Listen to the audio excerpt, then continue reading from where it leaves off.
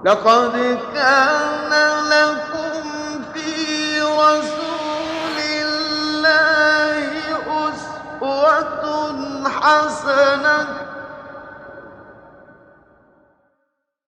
اعوذ باللہ من الشیطان الرجیم بسم اللہ الرحمن الرحیم اللہم صلی علی محمد وعلی آل محمد کما صلیت علی ابراہیم وعلی آل ابراہیم انک حمید مجید اللہم بارک علی محمد وعلی آل محمد کما بارکت علی ابراہیم وعلی آل ابراہیم انک حمید مجید۔ حدیث نمبر 2048 ابو سعید خدری سے روایت ہے کہ رسول اللہ صلی اللہ علیہ وآلہ وسلم نے فرمایا، اللہ تعالیٰ کے ہاں افضل جہاد ان لوگوں کا ہے جو پہلی صف میں دشمن کا مقابلہ کرتے ہیں اور پیچھے توجہ نہیں کرتے یہاں تک کہ وہ شہید ہو جاتے ہیں۔ یہی وہ لوگ ہیں جو جنت کے اعلیٰ بالا خانوں میں داخل ہوں گے۔ ان کی طرف تیرا رب دیکھتا ہے اور ان کی طرف دیکھ کر اللہ ہنس دیتے ہیں، اور جب اللہ تعالیٰ کسی قوم پر ہنس دیں تو ان پر حساب کتاب نہیں ہوتا۔ یعنی افضل جہاد کیا ہوا؟ ایسا گروہ جو کہ پہلی صف میں دشمن کا مقابلہ کرے اور ثابت قدم رہے، پیچھے کی طرف توجہ بھی نہ کرے، بھاگنے کا خیال بھی اس کے دل میں نہ آئے، خواہ وہ شہید ہی کیوں نہ ہو جائے۔ ایسے شخص کا جہاد افضل ترین جہاد ہے۔ اب ایسا شخص جب شہید ہو کے اللہ کے پاس پہنچتا ہے تو اللہ رب العزت اس کی طرف دیکھ کے ہنس دیتے ہیں، اور جب اللہ کسی کو دیکھ کے ہنستے ہیں اس کا حساب کتاب نہیں ہوتا، وہ بلا حساب کتاب جنت میں چلا جاتا ہے۔ ویسے بھی شہید کے خون کا پہلا قطرہ جب گرتا ہے تو آپ کو پتہ ہے اس کے سارے گناہ معاف ہو جاتے ہیں۔ اور شہید کا اللہ تعالیٰ نے کیا انعام رکھا ہے؟ شہیدوں کی جو روحیں ہیں وہ سبز رنگ کے پرندوں کے اندر ہوتی ہیں، اور یہ پرندے جو ہیں وہ جنت میں ہر جگہ اڑتے پھرتے ہیں اور جنت کے میوے کھاتے رہتے ہیں، اور جب یہ تھک جاتے ہیں تو ان کے لیے اللہ کے عرش کے نیچے کچھ قندیلے ہیں، یہ ان میں آ کر آرام فرماتے ہیں۔ تو جو شخص پہلی صف میں دشمن کا مقابلہ کرے اس کا جہاد سب سے افضل ہوتا ہے۔ میں کچھ اور افضل جہاد کی بھی آپ کے سامنے مثالیں بیان کر دوں۔ افضل جہاد ظالم بادشاہ کے سامنے کلمہ حق کہنا ہے۔ یہ بات بھی رسول اللہ صلی اللہ علیہ وآلہ وسلم نے فرمائی ہے۔ اسی طرح اپنے نفس اور خواہشات سے جہاد کرنا سب سے افضل جہاد ہے۔ انسان کا نفس جو ہے اسے شیطان آرزویں دلاتا رہتا ہے، حب دنیا کی خواہشات پیدا کرتا رہتا ہے، تو اپنے نماز کے وقت نیند بڑی پیاری ہوتی ہے، اور شیطان اس وقت انسان کو تھپکی دے رہا ہوتا ہے، کوئی بات نہیں ابھی سوچو۔ اور یہ ساری وہ باتیں ہیں جو روزمرہ زندگی میں ہمارے ساتھ پیش آتی ہیں۔ تو اپنے نفس اور اپنی غلط خواہشات کے خلاف جہاد کرنا یہ بھی رسول اللہ صلی اللہ علیہ وسلم کے فرمان کے مطابق افضل جہاد ہے۔ ہم خواتین یہ جہاد تو کر ہی سکتی ہیں۔ حدیث نمبر 2054 فضالہ رضی اللہ تعالیٰ عنہ فرماتے ہیں کہ ایک آدمی آیا اور کہنے لگا، اے اللہ کے رسول یہ ذرا بتائیے کہ جہاد کے قریب ترین عمل کون سا ہے؟ آپ نے فرمایا، اللہ تعالیٰ کے ہاں سب سے زیادہ قریب کرنے والا عمل اس کے راستے میں جہاد کرنا ہے، اور اس جیسا اور کوئی عمل نہیں ہے۔ ہاں، ایک شخص جو کہ قیام کرے اور وہ مستقل قیام کرتا رہے اور اس قیام میں وقفہ نہ کرے، اور دوسرا وہ شخص جو کہ مسلسل روزہ رکھتا رہے۔ تو لہٰذا سوال کیا ہو رہا ہے رسول اللہ صلی اللہ علیہ وسلم سے کہ یا رسول اللہ جہاد کا اجر کتنا ہے؟ کوئی ہمیں ایسا عمل بتائیے جس کا اجر جہاد کے قریب ہو۔ ایک آدمی ہے وہ جہاد نہیں کر سکتا تو وہ والا عمل کر کے اتنا اجر لے لے۔ تو رسول اللہ صلی اللہ علیہ وسلم نے فرمایا میں کوئی ایسا عمل نہیں پاتا جو جہاد کے برابر ہو۔ ہاں یہ ہو سکتا ہے کہ ایک شخص قیام کرے اور اپنے قیام کو نہ چھوڑے، ساری رات قیام کرتا رہے، اور ایک شخص روزہ رکھے اور کبھی روزے کو نہ چھوڑے۔ کیا خیال ہے، ہم یہ عمل کر سکتے ہیں کہ ہمیشہ رات کو قیام کریں اور ہمیشہ دن کو روزہ رکھیں؟ تو مجاہد کا اجر اتنا زیادہ ہوتا ہے کہ وہ اس کا اجر اتنا ہے جیسے کوئی شخص جہاد کرنے والا اپنے گھر سے نکلا اور ادھر سے کسی شخص نے قیام شروع کر دیا، اس نے قیام میں وقفہ نہ کیا اور نہ ہی روزے میں وقفہ کیا، اس کو جہاد کا اجر اتنا ملتا ہے۔ یہ عمل اس کے قریب قریب ہے۔ میں آپ کو بتاؤں جہاد کے بارے میں حدیث میں اتنا کچھ موجود ہے کہ انسان دل میں تمنا کرتا ہے کہ اللہ تعالی ہمیں جہاد کی توفیق عطا فرما اور ہمیں شہادت کی موت عطا فرما۔ حدیث میں آتا ہے کہ جو شخص دن کا ایک حصہ اللہ کی راہ میں اس نے پہرا دیا، اس نے اللہ کی راہ میں جہاد کیا، اور اس پہرا دینا بھی اسی کا ایک حصہ ہے۔ رسول اللہ صلی اللہ علیہ وسلم نے فرمایا کہ جس شخص نے اللہ کے راستے میں ایک دن پہرا دیا، اس کا اجر خیر من الدنیا و ما فیہا، اس کا اجر دنیا اور دنیا کے اندر جو نعمتیں ہیں اس سے بھی زیادہ بہتر ہے۔ اور یہ ایک دن کا اجر نہیں ہے، یہ ایک پہر کا اجر ہے۔ آپ کو پتہ ہے ایک دن میں 2 پہر ہوتے ہیں۔ پہلا پہر ہے صبح فجر سے لے کے زوال تک، اور دوسرا پہر ہے زوال سے لے کے سورج کے غروب ہونے تک۔ تو جس شخص نے ایک پہر اللہ کے راستے میں پہرا دیا، اللہ کے راستے میں گزارا، خیر اس کا اجر خیر من الدنیا و ما فیہا، اس کا اجر دنیا اور دنیا کی تمام نعمتوں سے زیادہ بہتر ہے۔ سوچنے والی بات ہے، اس دنیا میں کتنی نعمتیں ہیں، زمین ہے، جائیداد ہے، فیکٹریاں ہیں، مکانات ہیں، خزانے ہیں، اور یہ صرف ایک خاندان کے نہیں، ایک ملک کے نہیں، تمام دنیا کے جتنے خزانے ہیں، تمام دنیا کی جتنی نعمتیں ہیں، نعمتوں کی جتنی قسمیں ہیں، کوئی شخص اگر دن کا ایک پہر، دن کا ایک حصہ اللہ کے راستے میں جہاد کرتا ہے، اس کا اجر دنیا اور دنیا کی تمام نعمتوں سے زیادہ بہتر ہے۔ ذرا سوچ لیجیے۔ کچھ احادیث بھی آپ کے سامنے رکھ دیتی ہوں۔ خوف اور دہشت کی رات پہرا دینے کی فضیلت لیلۃ القدر سے بھی زیادہ ہے۔ خوف اور دہشت کی رات پہرا دینے کی فضیلت لیلۃ القدر سے بھی زیادہ ہے۔ دن کا ایک پہر، پہلا یا پچھلا، اللہ کے راستے میں نکلنا دنیا و ما فیہا سے زیادہ بہتر ہے۔ آدمی کا اللہ کی راہ میں تھوڑی دیر ٹھہرنا 60 سال کی عبادت سے زیادہ بہتر ہے۔ اب لیلۃ القدر سے بھی زیادہ بہتر ہے اللہ کے راستے میں خوف اور دہشت کی رات پہرا دینا۔ اللہ تعالی ہمارے بچوں کو جہاد کی توفیق دے، لیکن بچے خود بخود جہاد نہیں کریں گے، ان کے دلوں میں شوق پیدا کیا جائے گا تو پھر ہی وہ جہاد کریں گے، اور یہ کام والدین نے کرنا ہوتا ہے۔ اپنے صحابہ کی جو مائیں ہوتی تھیں اور ان کے جو والد ہوتے تھے، وہ ان کے دلوں میں اللہ کے راستے میں شہادت کا شوق پیدا کرتے تھے۔ تو اللہ تعالیٰ کرے ہم اپنے بچوں کے دلوں میں شہادت کا شوق پیدا کرے، انہیں یہ اللہ تعالیٰ کے انعامات بتائیے جو اللہ تعالیٰ نے جہاد کرنے والے کے لیے رکھے ہیں، اور جو اللہ تعالیٰ نے شہید کے لیے انعامات رکھے ہیں، ان کے دلوں میں شوق پیدا کیجئے۔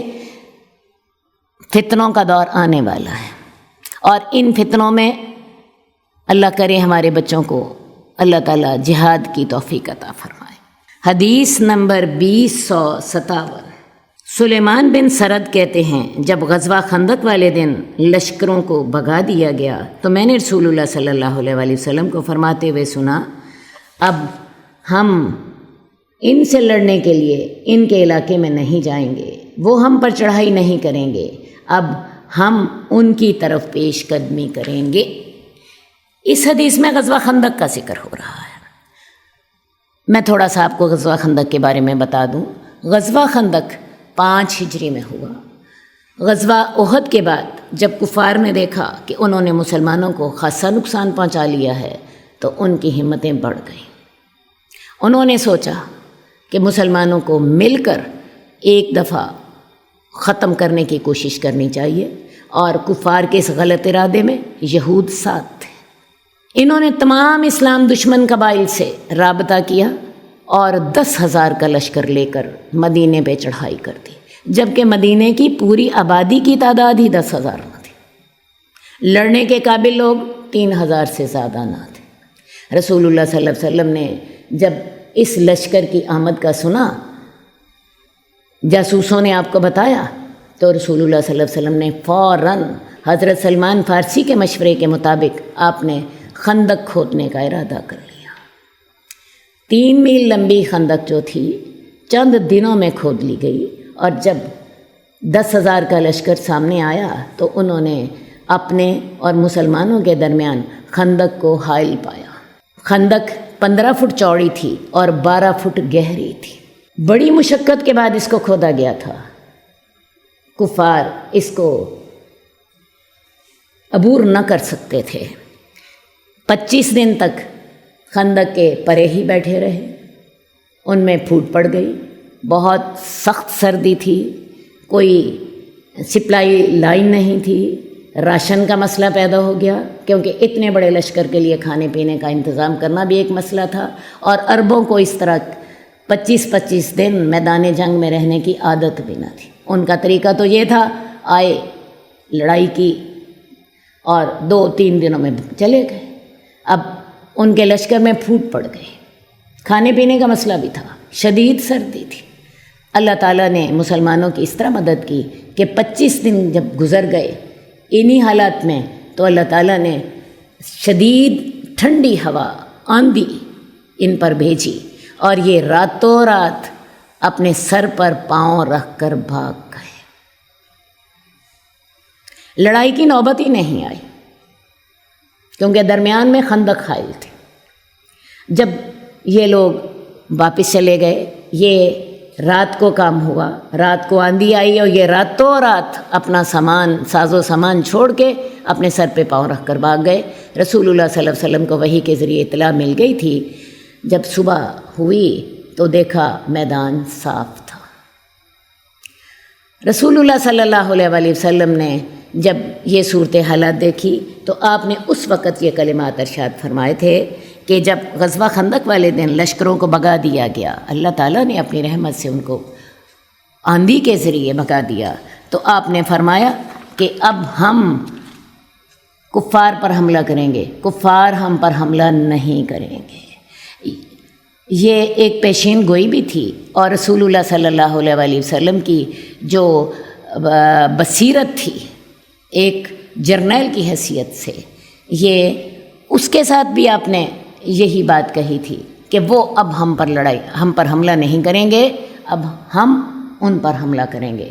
اصل بات یہ ہے کہ وہ تو حملہ کر کے دیکھ چکے، انہوں نے تو تمام اسلام دشمن قبائل کو ساتھ ملا کے مدینے پہ حملہ کیا تھا، اور ان کا خیال تھا ایک دکہ اور دو اور مسلمان ختم ہو جائیں گے۔ لیکن نتیجہ کیا نکلا کہ انہوں نے ایسی منہ کی کھائی کہ وہ کچھ بھی نہ کر سکے، وہ مسلمانوں کا کچھ بھی نہ بگاڑ سکے۔ مسلمانوں نے دن رات اس خندق پر پہرا دیا اور کسی کافر کو قریب نہیں آنے دیا۔ بہرحال رسول اللہ صلی اللہ علیہ وآلہ وسلم نے یہ جو الفاظ ارشاد فرمائے تھے، آپ کی یہ پیشین گوئی جو تھی وہ پوری ہوئی، اور کفار کو بھی یہ بات اچھی طرح سمجھ آ گئی کہ ہم نے مسلمانوں کو سب نے مل کے ایک دفعہ حملہ کر لیا ہے، اب ان کو دوبارہ جرأت ہی نہیں ہوگی اس بات کی کہ وہ مسلمانوں پر حملہ کریں۔ اور غزوہ خندق کے بعد پھر مسلمانوں کے لیے مدینے میں حالات بدل گئے، ورنہ اس سے پہلے غزوہ بدر میں کفار تقریباً 300 کلومیٹر کا فاصلہ طے کر کے آئے اور انہوں نے مسلمانوں پر حملہ کیا۔ غزوہ احد میں بھی کفار 450 کلومیٹر کا فاصلہ طے کر کے آئے تو انہوں نے مسلمانوں پر حملہ کیا، اور غزوہ خندق میں بھی کفار اور یہود اور تمام اسلام دشمن قبائل نے مل کے مدینے پر حملہ کیا، لیکن منہ کی کھائی۔ اس کے بعد سے پھر مدینے میں حالات بدل گئے، یہاں تک کہ اگلے 3 سالوں میں اللہ تعالیٰ نے مکہ بھی فتح کرایا، مکہ بھی فتح کر دیا، مسلمانوں کو کی حکومت پورے جزیرۃ العرب پر قائم ہو گئی۔ حدیث نمبر 2060، حضرت ابو موسیٰ اشعری کہتے ہیں کہ رسول اللہ صلی اللہ علیہ وآلہ وسلم نے فرمایا کہ یہ جو اشعری قبیلہ ہے، جب جہاد کے سفر میں ان کا زادرہ ختم ہو جاتا ہے یا ختم ہونے کے قریب ہوتا ہے، یا وہ اپنے شہر میں ہوتے ہیں اور ان کے اہل و عیال کا کھانا کم پڑ جاتا ہے، تو ان کے پاس جو کچھ ہوتا ہے سب ایک کپڑے میں جمع کر لیتے ہیں اور اس کو برتنوں میں برابر طور پر آپس میں تقسیم کر لیتے ہیں۔ ایک بڑی خوبصورت بات، ایک بڑا خوبصورت طریقہ جو رسول اللہ صلی اللہ علیہ وآلہ وسلم نے اس میں بیان کیا۔ اشعری قبیلہ جو تھا، حضرت ابو موسیٰ اسی قبیلے سے تعلق رکھتے تھے، تو رسول اللہ صلی اللہ علیہ وسلم نے ان کی ایک روایت نوٹ کی، اور ان کی روایت کیا تھی کہ وہ لوگ جب سفر کے درمیان ہوں یا اپنے گھروں میں ہوں اور ان کا سفر میں ان کا زادرہ کم پڑ جائے یا اپنے گھروں میں ان کے اخراجات میں جو ہیں اتنے ان کے کم پڑ جائیں جس کے ساتھ گزارا نہ ہو، تو وہ ایک کام کرتے تھے، خواہ وہ سفر میں ہوں خواہ وہ حضر میں ہوں، کہ سارے لوگ اپنا کھانا ایک جگہ پہ اکٹھا کر لیتے تھے۔ جس کے پاس زیادہ ہوتا وہ بھی لے آتا، جس کے پاس کم ہوتا وہ بھی لے آتا، اور یہ سارے لوگ اپنے اس کو اکٹھا کر لیتے اور اکٹھا کرنے کے بعد برابر تقسیم کر لیتے۔ سفر میں بھی برکت ہو جاتی، اور اگر وہ اپنے شہر میں ہوتے تو تب بھی برکت ہو جاتی۔ زیادہ جس کے پاس زیادہ ہوتا اس کا خود بخود کم والے کے پاس حصہ چلا جاتا، کسی کو مانگنے کی ضرورت نہ کرنی پڑتی، کسی کو سوال اٹھانے کی شرمندگی نہ اٹھانی پڑتی۔ تو اللہ کے رسول صلی اللہ علیہ وسلم کو ان کا یہ جو طریقہ تھا اشعری قبیلے کا، یہ بڑا ہی پسند آیا، اور آپ نے فرمایا کہ فَهُمْ مِنِّي وَأَنَا مِنْهُمْ، وہ میرے ہیں میں ان کا ہوں، وہ میرے ہیں میں ان کا ہوں۔ تو یہ طریقہ کیا ہم نہیں اپنا سکتے؟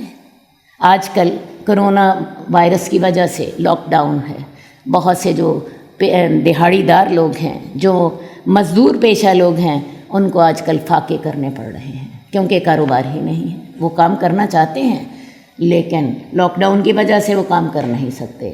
تو کیا ہم کوئی ایسی صورت نہیں بنا سکتے کہ ہم ان کے ساتھ اپنا راشن شیئر کر لیں؟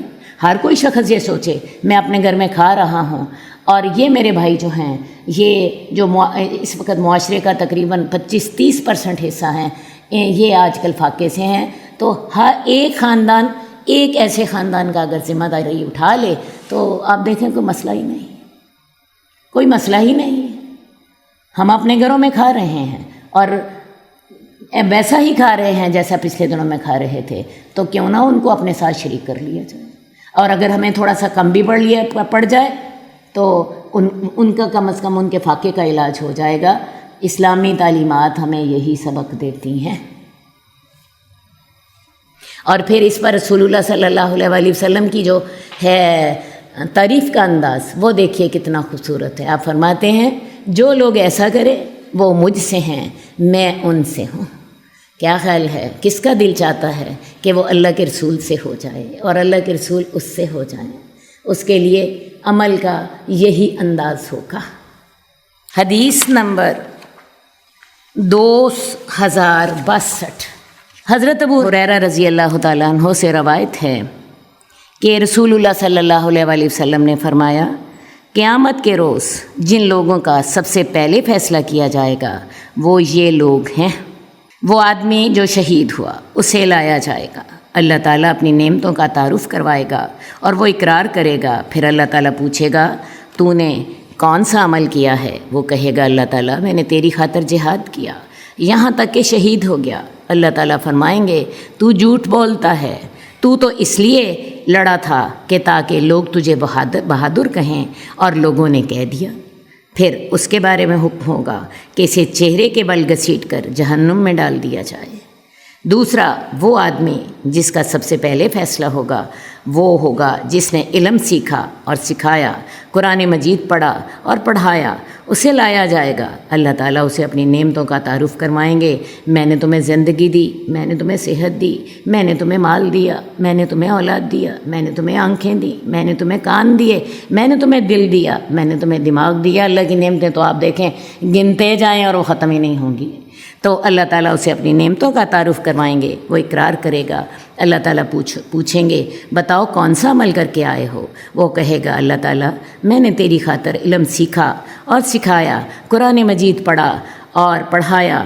تو اللہ تعالیٰ فرمائیں گے تو جھوٹ بولتا ہے، تو نے تو علم اس لیے حاصل کیا تھا تاکہ تجھے عالم کہا جائے، اور تو نے اس لیے قرآن پڑھا تاکہ تجھے قاری کہا جائے، اور لوگوں نے کہہ دیا کہ فلاں شخص بہت بڑا عالم ہے، اور لوگوں نے کہہ دیا فلاں بہت اچھا قاری ہے۔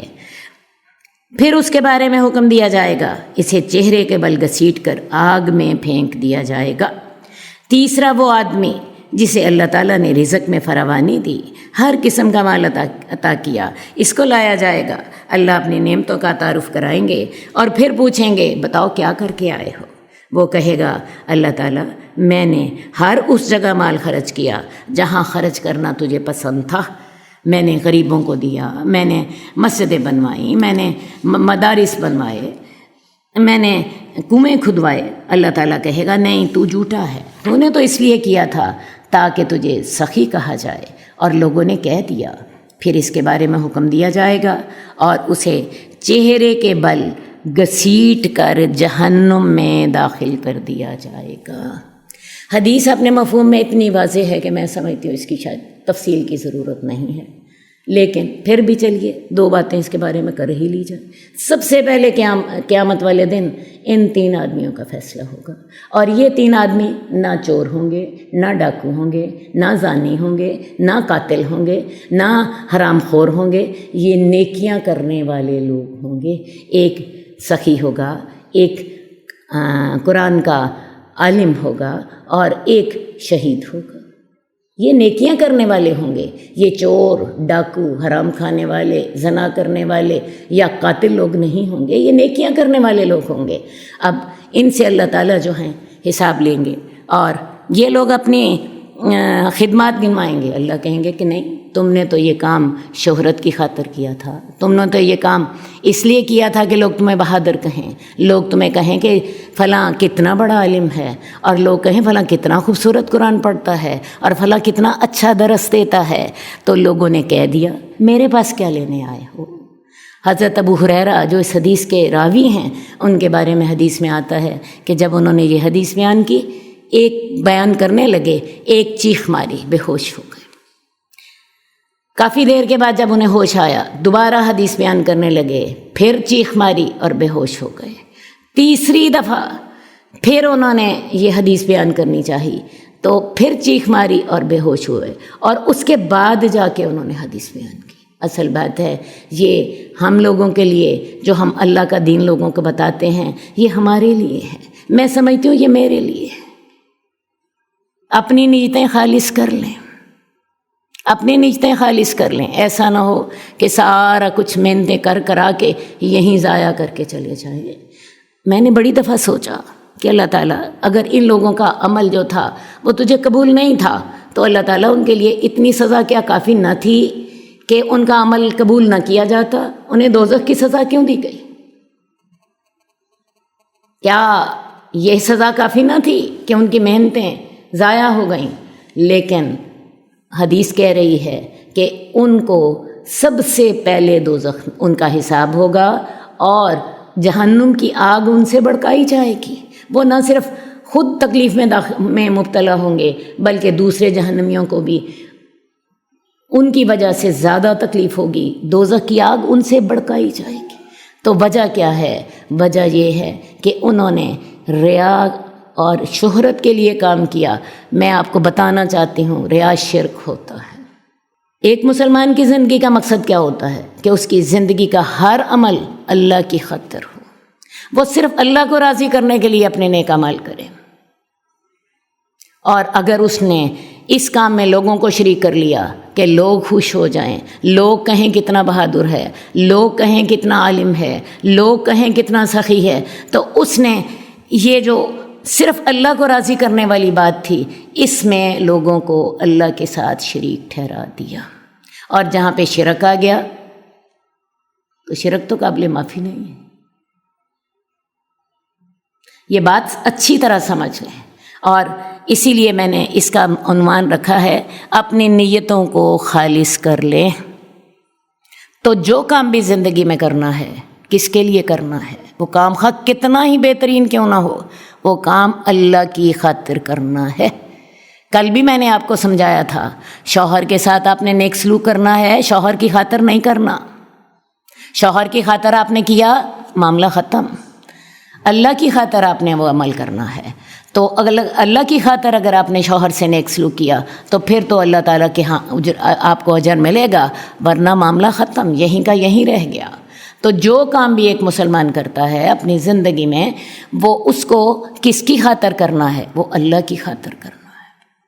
اور اگر اس نے اس میں لوگوں کی خوشی کو شریک کر لیا تو میں آپ کو بتاؤں، یہ چیز جو ہے پھر اللہ سے اجر آپ نہیں پائیں گی، بلکہ بسا اوقات اس میں ریا کا گناہ ہوگا، اور ریا کے ساتھ تمام عمل ضائع ہو جاتے ہیں۔ حدیث میں آتا ہے من صلی مرائجن فقط اشرک، جس نے نماز دکھاوے کے لیے پڑھی اس نے شرک کیا۔ دکھاوے کے لیے نماز پڑھنے سے کیا مراد ہوتی ہے؟ آپ نماز پڑھ رہی ہیں، نماز پڑھتے پڑھتے جی آپ کی ساس صاحبہ تشریف لے آتی ہیں، آپ سجدہ لمبا کر دیتی ہے، میری ساس کہے گی میری بہو کتنی نیک ہے، یہ شرک ہو گیا۔ ہر کام آپ کا، عبادات بھی، آپ کے معاملات بھی، یہ یہاں پر جو عبادات کا معاملہ ہے، کسی نے جو ہے جہاد کیا، کسی نے قرآن پڑھایا، کسی نے سخاوت کی، یہ سارے معاملے عبادات سے تعلق نہیں رکھتے ہیں۔ ایک لحاظ سے آپ اسے عبادت بھی کہہ سکتی ہیں، لیکن جس طرح کر کے نماز ایک مخصوص شکل کی عبادت ہے، نماز میں بھی شرک ہو جاتا ہے، معاملات میں بھی شرک ہو جاتا ہے۔ تو اپنے تمام معاملات اللہ کے لیے خالص کر لیں، اور یہ یاد رکھیں جس معاملے میں آپ نے اپنی نیت خالص کر لی اس کا اجر مل گیا، اور جس معاملے میں اپنی نیت خالص نہ کی اجر نہ ملا، اجر نہ ملا۔ اب اگلا سوال یہ پیدا ہوتا ہے، بہت سے لوگ پوچھتے ہیں اچھا پھر آپا جی ہر وقت تو عمل ہم اپنی نیت خالص نہیں کر سکتے، تو ایسا کیا کریں، ایک عمومی طور پر اپنی نیت کرتی رہا کریں کہ اللہ تعالیٰ میں جو بھی عمل کروں وہ تیرے لیے خالص ہوں، اور جس وقت یاد آ جائے اس وقت دوبارہ خالص کر لیں۔ بعض اوقات ایسا ہوتا ہے کہ ہم ایک عمل کر رہے ہوتے ہیں، اور عمل کرنے کے دوران آغاز تو ہم نے کیا ہوتا ہے خالص نیت کے ساتھ، لیکن عمل کرتے کرتے شیطان وسوسے ڈال دیتا ہے، شیطان دل میں بات خیال ڈال دیتا ہے کہ لوگ کہیں گے کتنا اچھا کر رہی ہے۔ اسی وقت اپنی نیت پھر خالص کریں، اللہ میں تیری خاطر کر رہی ہوں، اللہ یہ شیطان مجھے وسوسے ڈال رہا ہے، اپنے آپ کو چیک کریں، اپنے آپ کو روکیں، اور اپنی نیت کو اسی وقت خالص کریں، ورنہ یہ انجام جو ہے یہ سامنے رکھیے۔ اللہ تعالی ہماری نیتیں خالص کر دے۔ اللہ رب العزت ہم جو کچھ کر رہے ہیں، ربنا تقبل منا انک انت السمیع العلیم، اللہ اسے قبول فرما لے۔ اور اللہ تعالی ہم بڑے کمزور ہیں، ہماری نیتیں بھی تو ہی خالص کرے گا، اور ہمیں توفیق بھی تو ہی دے گا، اور اجر بھی تو نے ہی دینا ہے۔ حدیث نمبر 2063، حضرت ام سلمہ رضی اللہ تعالیٰ عنہ کہتی ہیں کہ جب مکہ کی سرزمین ہم پر تنگ ہو گئی، اصحاب رسول کو تکالیف دی گئیں اور انہیں آزمایا گیا، اور انہوں نے دیکھا کہ ہم اپنے دین کی وجہ سے جن آزمائشوں اور فتنوں میں مبتلا ہیں، رسول اللہ صلی اللہ علیہ وسلم ان کو دور نہیں کر سکتے۔ رسول اللہ صلی اللہ علیہ وسلم کو اپنی قوم اور اپنے چچا ابو طالب کی وجہ سے طاقت اور عزت حاصل تھی، اس لیے آپ عام صحابہ کی نسبت کچھ محفوظ تھے۔ ایک دن رسول اللہ صلی اللہ علیہ وسلم نے صحابہ سے فرمایا، حبشہ میں ایک بادشاہ ہے، اس کی سلطنت میں کسی پر ظلم نہیں کیا جاتا، تم لوگ اس سے جا ملو، حتیٰ کہ اللہ تعالیٰ ان مصیبتوں سے کشادگی اور آسانی کی کوئی صورت پیدا کرتے۔ ہم نے اس تجویز پر عمل کیا اور گروہوں کی شکل میں مکہ سے نکل پڑے، ایک بہترین مقام اور بہترین پڑوسی کے پاس اکٹھے ہو گئے۔ اس نے ہم کو ہمارے دین پر امان دی، اور ہمیں اس کی طرف سے کسی قسم کے ظلم کا اندیشہ نہ رہا۔ راوی نے یہ حدیث بڑی طویل بیان کی ہے، جیسا کہ آپ سن رہے ہیں، مکہ کی زمین جب مسلمانوں کے لیے تنگ ہو گئی اور مکہ میں مسلمانوں پر بہت زیادہ ظلم کیے گئے، میرا خیال ہے 1 یا 2 ظلم صرف آپ کے سامنے بیان کر دیتی ہوں۔ حضرت سمیہ کو ابو جہل نے اس کی شرمگاہ پہ نیزہ مارا اور ان کو شہید کر دیا۔ وہ حضرت سمیہ ابو جہل کی لونڈی تھی۔ بعض روایات کے مطابق کہ ابو جہل نے کیا کیا کہ حضرت سمیہ کے دائیں ہاتھ اور پاؤں کے ساتھ ایک اونٹ باندھ دیا اور بائیں ہاتھ اور بائیں پاؤں کے ساتھ ایک اونٹ باندھ دیا، اور جب نیزہ مارا تو ان اونٹوں کو مخالف سمت میں دوڑا دیا۔ آپ خود اندازہ کر سکتی ہیں حضرت سمیہ کے جسم کا کیا حال ہوا ہوگا، خود اندازہ کر لیجیے، مجھے بتانے کی ہمت نہیں ہے۔ حضرت خباب بن ارت جو ہیں، ان کی کمر پر چٹاخ پڑے ہوئے تھے۔ حضرت عمر نے ایک دفعہ ان کی ننگی کمر دیکھ لی، کہنے لگے خباب یہ چٹاخ کیسے ہیں؟ کہنے لگے کفار مکہ کوئلے دہکا لیتے،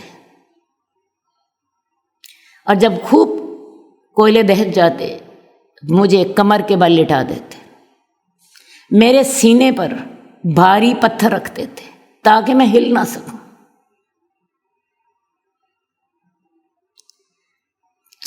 میری چربی پگھل کے کوئلوں کو بجھا دیتی۔ یہ چٹاخ اس وقت کے، اندازہ کیجئے کیسے کیسے ظلم صحابہ نے سہے، اور یہ دین جو تھا یہ ہم تک پہنچایا۔ اللہ کے رسول صلی اللہ علیہ وسلم پر بھی ظلم ہو رہے تھے، تو رسول اللہ صلی اللہ علیہ وسلم نے صحابہ سے ان حالات میں کہا کہ تم ایسا کرو، حبشہ کی طرف ہجرت کر جاؤ، وہاں کا جو بادشاہ ہے اس کی سلطنت میں کسی پر ظلم نہیں کیا جاتا، شاید اللہ تعالیٰ تمہارے لیے کوئی آسانی پیدا کر دے۔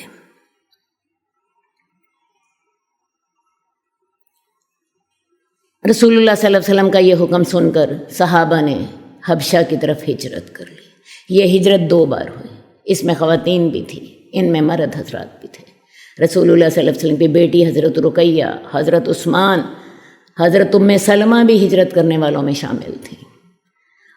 یہ ہجرت 2 بار ہوئی، 100 سے زیادہ لوگوں نے ہجرت کی۔ وہاں پر کفار مکہ نے اپنے وفد کو بھیجا کہ یہ ہمارے باغی لوگ ہیں، ان کو واپس کر دیں، لیکن نجاشی نے ان کی بات نہ سنی، ان کے تحائف بھی واپس کر دیے اور مسلمانوں کو کہا تم میرے ملک میں امن و امان سے رہ سکتے ہو۔ جب نجاشی نے کفار مکہ کو یہ جواب دیا، کفار کو بڑا غصہ آیا، انہوں نے اس کے ری ایکشن میں مسلمانوں پر پہلے سے زیادہ ظلم و زیادتی شروع کر دی، پہلے سے زیادہ ظلم و زیادتی شروع کر دی، یہاں تک کہ مسلمان یہ ظلم سہتے رہے، یہاں تک کہ اللہ تعالیٰ نے ہجرت مدینہ کی شکل پیدا کر دی۔ مدینہ میں جا کے پھر اللہ تعالیٰ نے مسلمانوں کو امن و امان دے دیا، نہ صرف امن و امان دیا بلکہ انہیں اپنی ریاست دی، ایک سرزمین دے دی جہاں پر وہ اللہ تعالیٰ کے حکموں پر آزادی سے عمل کر سکتے تھے، اور وہیں پہ پھر اللہ تعالیٰ نے مسلمانوں کو جہاد کی اجازت بھی دی، اور وہیں سے پھر جہاد کی برکتوں کے ساتھ اللہ تعالیٰ نے مسلمانوں کو پورے جزیرہ عرب پر حکومت بھی عطا فرما دی۔ تو اس حدیث میں ہم ان حالات کا بیان پڑھ رہے ہیں جن حالات سے مسلمان مکے میں رہ رہے تھے، بعد میں اللہ تعالیٰ نے آسانیاں پیدا کر دیں۔ اللہم صلی علی محمد وعلی آل محمد کما صلیت علی ابراہیم وعلی آل ابراہیم انک حمید مجید۔ اللہم بارک علی محمد وعلی آل محمد کما بارکت علی ابراہیم وعلی آل ابراہیم انک حمید مجید۔ مولاي صل وسلم دائما ابدا على حبيبك خير الخلق كلهم، مولاي صل وسلم دائما ابدا على حبيبك خير الخلق كلهم، محمد سيد الكونين والثقلين محمد سيد الكونين والثقلين والفريقين من عرب ومن عجم مولاي صل